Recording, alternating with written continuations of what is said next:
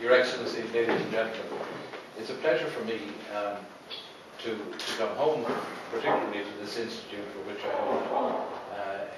I hold in great esteem, to introduce somebody for whom I also have great esteem, and that's Dr. Kandeh Yumkella.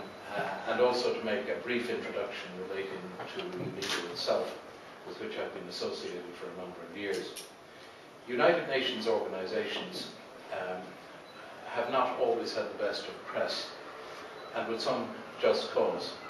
I'm also associated as Special Representative on Migration and Development with the UN in a different guise. And I also recognize, however, that there are areas of activity within the United Nations that are absolutely crucial for the future of mankind, both in terms of, for an example, its initiatives on the environment, but also in its overall dedication to the Millennium Development Goals and the overall arguments in regard to the alleviation of poverty in the world.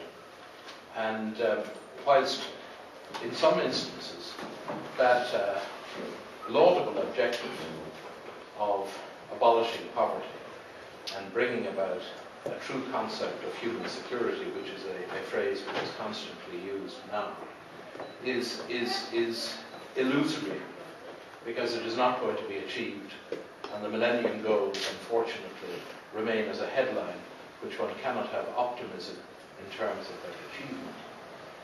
It's still the case that there are areas of activity which are vital for the development of countries, particularly in sub-Saharan Africa. Since my period in the GATT and the WTO, I've often heard it said that globalization has been damaging for sub-Saharan Africa. That is not true. The reality is that globalization, which is all about opportunity, all about opening borders, all about reducing impediments to trade, some of which incidentally, some of those impediments incidentally are impediments which we in Ireland have played a role in maintaining rather than removing, for example, in the area of agriculture. But in the end of the day, globalization is about removing blockages to opportunity. The real issue with sub-Saharan Africa is that sub-Saharan Africa cannot partake in globalization. It cannot avail of opportunity, because in reality, sub-Saharan Africa has neither the physical nor the personal infrastructure, the individual infrastructure in terms of skills and capacities to partake in the opportunities that are now permitted.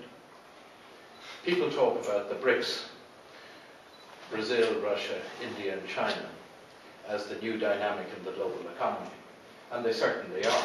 All you have to do is to look at global growth rates today, having regard to the problems that exist in the United States, and one can see that we are being saved as a global economy by the dynamic which is still being provided by those economies, still maintaining significant growth rates, still partaking in globalization, and still functioning in an effective way in the global economy.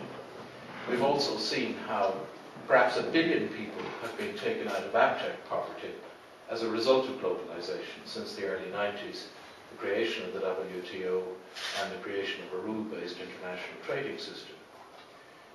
But notwithstanding that great success, it has to be admitted that sub-Saharan Africa has remained as a failure and a blot on the landscape in terms of providing relief from extreme poverty. UNIDO, I think, plays a vitally important role in an area which we in Ireland have particular knowledge and some limited experience and expertise in developing. And that is industry, the opportunity to develop new industry, to provide basic training, and to provide the basic infrastructure at the most fundamental level to allow the development of enterprise, to allow the development of a trading system that trades in a way that presents ultimately opportunities for employment. There was a wonderful report produced by UNIDO in 2004 which got very little publicity, but I thought was really very good, on Africa. And it drew attention to the fact that, in particular, the landlocked countries in Africa suffer particular difficulties because they are surrounded and they don't have the means of access to the opportunities that globalization should provide. UNIDO really is an organization that does practical things in a practical way. And just as the aid community, the NGO community, I see John O'Shea of Gold here present today, provides great relief, humanitarian relief, poverty relief, dealing with crises in the lives of individuals throughout the African continent and indeed other continents. So also there is a need to develop a capacity to have a viable economy into the future. And that's what UNIDO is about. And Dr. Yumkella, originally a Minister of Trade in Sierra Leone, his country of origin, has been part of UNIDO since 1996 and has immense experience and a formidable reputation. And I think he was welcomed as the Director General of UNIDO when he took over that position in December 2005. And I must say, I've enjoyed my interaction with him, and I've enjoyed my interaction with UNIDO. He was here in Dublin meeting ministers, a minister of development, and also meeting with the enterprise section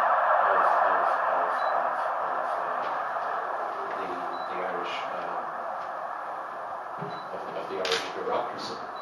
And I think that we have a lot to learn from each other, and I think that UNIDO is something that is deserving of support in Ireland. So I'm particularly happy to be here to welcome you to Ireland and to ask you to listen. Thank you very much.